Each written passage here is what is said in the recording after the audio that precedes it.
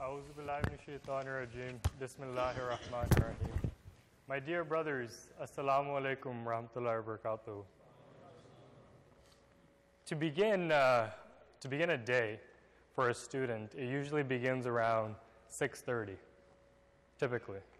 Alarm goes off, and a student looks to the side, looks at the alarm clock, sees 6:30, and he thinks to himself, maybe I have 5 more minutes to sleep.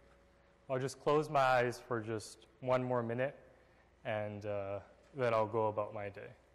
So he slowly shuts his eyes, and what seems like only a minute has gone by, opens them, and in this dimension of time, he's late, because it's 7:30 now.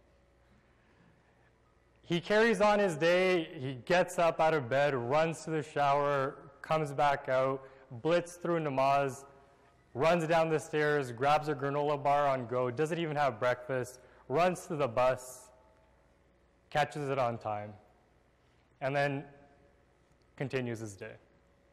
Then around lunchtime again, or around 1:30, he's in class, math class, physics, what have you, and looks at the clock, it's 1:36. Tries his luck again. You know, maybe in the morning, close my eyes for a minute, an hour went by. Maybe I could do it again. So he closes his eyes for what seems like a very long time, opens them, and only 2 minutes have gone by. My dear brothers, this is the story of time.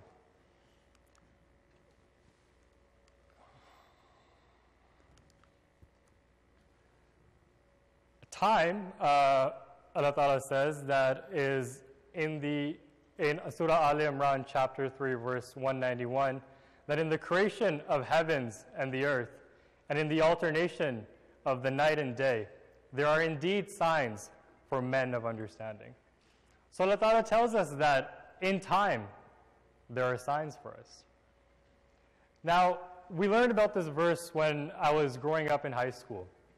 And in grade 12, I had this one teacher, who used to say this one thing over and over again, especially when we had tests.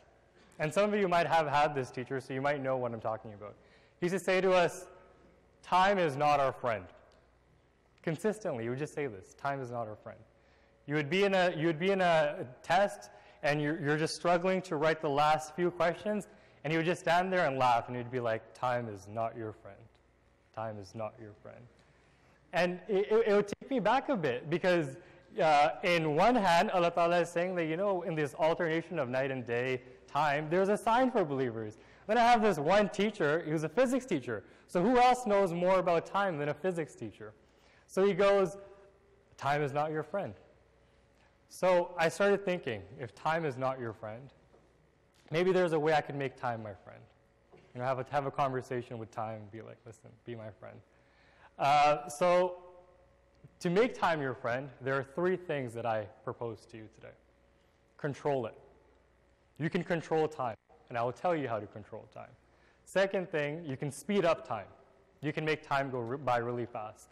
Just like how you wake up in the morning, you close your eyes for just a minute, an hour goes by, you can speed up time. In the same way, you can slow down time. Just like when you're in a very boring lecture, boring class, and you close your eyes. Hopefully no one's closing their eyes right now. Time can really slow down. And while controlling time, Allah Ta'ala also has something for this. Because the Quran says that time is your friend. The Quran says that verily prayers is enjoined to believers to be performed at fixed hours.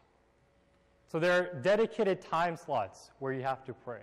Throughout your day, Allah Ta'ala has 5 checkpoints where you have to stop everything, pray. Takes about 2 minutes. See time in that as well. Takes about 2 minutes, not very time consuming. And you go forward. So in this, you are controlling time because you are setting boundaries. You are setting limits that at this time, I'm going to do this for this amount of time.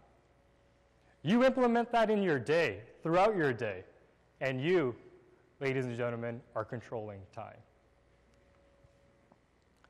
Now, I said that there are 5 check marks throughout the day where you have to stop everything and give time to God. So why not you form things around prayers? Why not just everything you do is from that time slot? So from Fajr to Zohar, you're doing one thing. From Zohar to Asr, you're doing something else. Asr to Maghrib, you're doing something else. And Maghrib to Isha, and then Isha to the time you sleep, you're doing something. 5 different tasks that you can do throughout the day. This is exactly like making a to-do list. So you wake up in the morning and you think, these things, I'm going to do this at this specific time. And at the end of the day, you don't read that list again. You make a new list of all the things you have done today. Then you know what you've done and what you haven't done. And that's how you stay disciplined. Because if you say you're going to do something, you have to do it. That's rule number 1.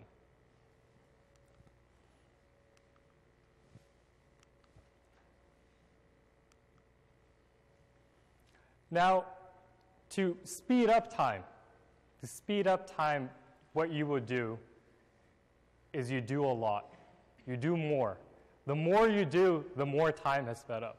The reason why you're in that class and you're dozing off is because you're not doing enough. You're just sitting there. You're not writing notes. You're not paying attention. Because you're not engaging in anything, because you aren't taking an active role in anything, time has slowed down. So to speed up time, you do more. Now there was this one magazine that wanted to interview Khalifa Rahmatullah alayh, and they said that, let's do a feature article on Huzur, a day in the life of. And they wanted to call that article a day in the life of. But then they saw his schedule and all the things that he did in that one day. And they said, this isn't a typical day anymore.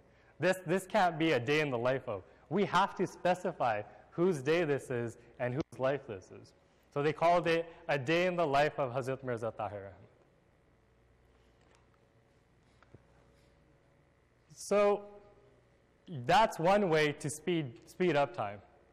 But sometimes you want to slow down time. Time is going by too quickly. You're absorbed in too many things. There are too many things going on. So you have to stop and you have to reflect. You have to become aware of what you are doing. You have to think more. And by thinking more, that is how you attain righteousness. Because by thinking more, by being more aware, you are essentially doing taqwa. You are being conscious of what you are doing. You are consistently monitoring yourself. You are consistently engaging in thought and consistently changing it. Okay, I did this wrong, so I have to do this now. This didn't work, now I have to do this. Constantly, if you do this, you will start performing taqwa.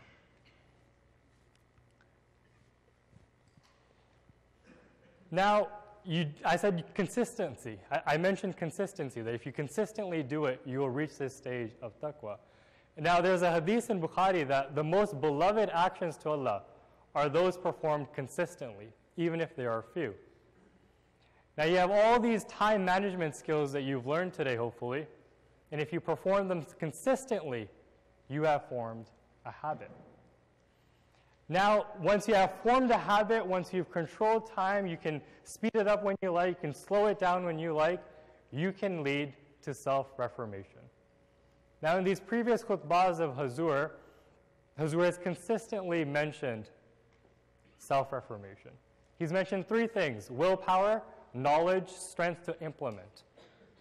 My dear brothers, if you can manage your time, if you can control your time, that will give you the willpower, the knowledge, and the strength to implement. And then once you have changed yourself, then, and only then, can you lead to success. Wa akhiru da'wana anil hamdulillah.